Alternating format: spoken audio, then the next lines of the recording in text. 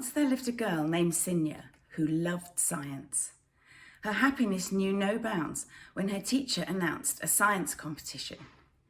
The teacher told the class that all the kids need to make a model which is fueled by natural energy.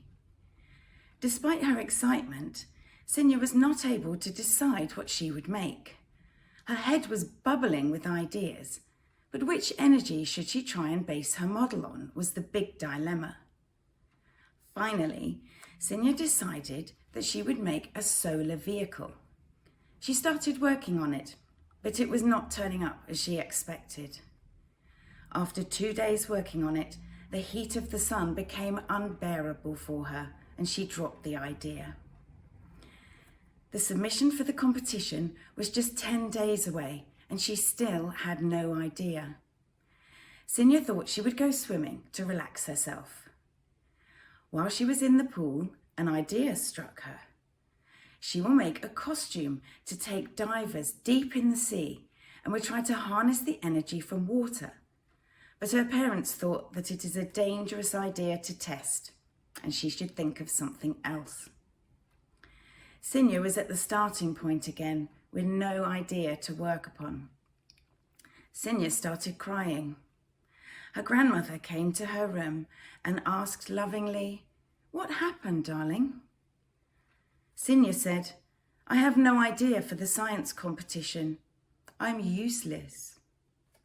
Grandma smiled and said, "One thing that is useless for one person can be very useful for someone else."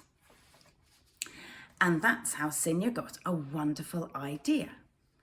She would make wings with all the discarded things. She now knew what she was going to do and how. For the next 6 days, Sinya worked on her science model without taking a break.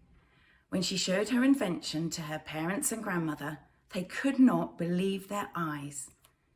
Finally, the day of the competition arrived. Sinya was very nervous and excited. When her name was called, she confidently came ahead and started addressing the room full of science lovers. "Respected scientists, teachers, and dear friends, I present to you my invention, House with Wings, which is fueled by wind energy. We may fly with the help of these wings to cover short distances. It can even have a tiny house that's used for camping." Then she demonstrated her invention. Everyone was in awe.